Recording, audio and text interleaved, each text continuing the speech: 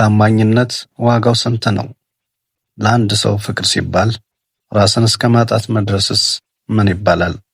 ዛሬ በቴክኖሎጂና በጊዜያዊ ጥቅሞች በተሞላው ዓለም ውስጥ ስለ ዘላለማዊ ፍቅር ማውራት ምናልባትም ተረት ሊመስል ይችላል። ነገር ግን በአዲስ አበባ ጎዳናዎች ላይ ለ23 ዓመታት ሙሉ የኖረው ይሄ ሰው ፍቅር ተረት ሳይሆን መስዋዕትነት መሆኑን በገሃድ አሳይቶ አልፏል። እሱ የጎፋው ለማ ወይም ኢንጂነር ለማ ኃይሌ ይባላል። ይህ ምስኪን አረጋዊ በአንድ ወቅት የአዲስ አበባ ዩኒቨርሲቲ ዕውቅ ምሩቅና ብሩህ አእምሮ የነበረው ወጣት ኢንጂነር ነበር።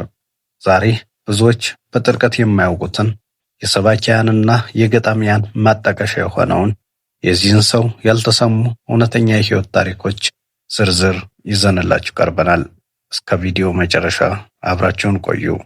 ብዙ ሰው ለማን የሚያውቀው በጎፋ ሰፈር ቆሽሾና አርጅቶ በጎዳና ላይ መኖር ከጀመረ በኋላ ነው።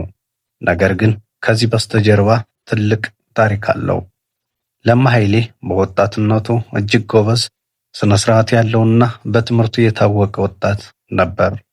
በምህንድስና ወይም ኢንጂነሪንግ ሙያ ተመርቆ ስራ የጀመረና የተደላደለ ህይወት መምራት የጀመረ ሰው ነበር። በተለይ የቅርብ ሰዎቹ እንደሚናገሩት ለማ ንባብ የሚወድ ሰፊ እውቀት የነበረውና ለሰዎች አሳቢ የነበረ መልከ መልካም ወጣት ነበር።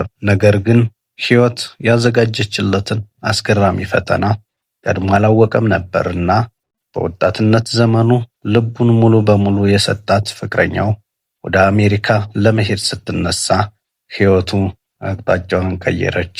ፍቅረኛው ወደ አሜሪካ ስትሄድ እመለሳለሁ፣ እስከ መመለስ ድረስ እዚህ ቦታ ጠብቀኝ የሚል ቃል ነበረ በመካከላቸው። ይህ ቃል ለለማ ተራ ንግግር አልነበረም፣ የህይወቱ መመሪያ እንጂ። እሷን ለመጠበቅ ሲል ስራውን አቆመ። ከሰዎች ጋር ያለውን ግንኙነትም ቀነሰ። በጎፋ ካምፕ አካባቢ እሷን በአይኑ ለመቀበል ቀን ከሌሊት መቆም ጀመረ። መጀመሪያ አካባቢ ቤተሰቦቹና ጓደኞቹ ወደ ጤናማ ህይወቱ ለመመለስ ሕክምና እንዲያገኝና ስራ እንዲጀምር ከፍተኛ ጥረት አድርገው ነበር። በተደጋጋሚ ከጎዳና አንስተው ወደ ቤት ቢወስዱትም እርሱ ግን አእምሮና ልቡ ካረፈበት የጥበቃ ቦታ ሊርቅ አልቻለም። ሁልጊዜም አምልጦ ወደዛው ይመለስ ነበር። ዓመታት አለፉ። ከ20 ዓመታት በላይ ዝናብ ሲደበድበው፣ ፀሐይ ሲያቃጥለው፣ የክረምት ቁር አጥንቱን ሲያደቀው እዛ ቦታ ላይ ቆመ። አካሉ እየዛለ፣ ፀጉሩ በሽበት እየነጣ፣ የለበሰው ልብስ እየተቀደደ ሄደ። በአካባቢው ያሉ ሰዎች የጎፋው ለማ እያሉ ምግብና መጠጥ ይሰጡትም ጀመር።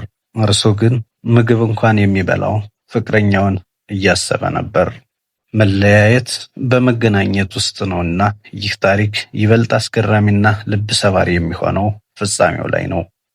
ከ23 ዓመታት ረጅምና አሰቃቂ ጥበቃ በኋላ ያቺ የነፍሱ እኩያ የሆነችው ፍቅረኛ ከአሜሪካ ሀገር ወደ ሀገሯ ተመለሰች።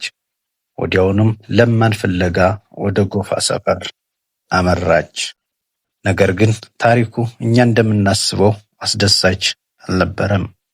ለማ ለ23 ዓመታት በደረሰበት ከባድ የብቸኝነት ስነ ልቦናዊ ጫናና በጎዳና ህይወት ስቃይ ምክንያት አእምሮ ሙሉ በሙሉ ተጎድቶ ነበር።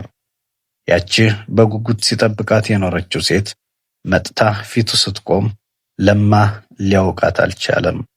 ምክንያቱም በእርሷ አእምሮ ውስጥ ተቀርጾ የቀረው የድሮዋ የ23 ዓመት ወጣቷ ልጅ መልክ እንጂ አሁን በዕድሜ የገፋችውና የተለወጠችው ሴት አልነበረችም። እኔ የምጠብቃት እሷን አይደለም፣ እሷ ትመጣለች በማለት ሊቀበላት ፈቃደኛ አልሆነም። የራሱ አእምሮ የራሱን እውነታ ፈጥሮ እሷኑ ለማወቅ ከበደው። ይህ መገናኘት ከመለያየት የባሰ መራር ነውና ልብ ሰባሪ ትዕይንት ነበረ። የኢንጂነር ለማ ኃይሌ ታሪክ የሚያስተምረን ነገር ቢኖር ፍቅር ሰውን እስከምን ድረስ ሊወስደው እንደሚችል ነው። እሱ ለቃሉ ታማኝ ሆኖ ራሱን አሳልፎ ሰጠ። ነገር ግን በመጨረሻ ያጣው ያንኑ የጠበቀውን ፍቅር ሆነ።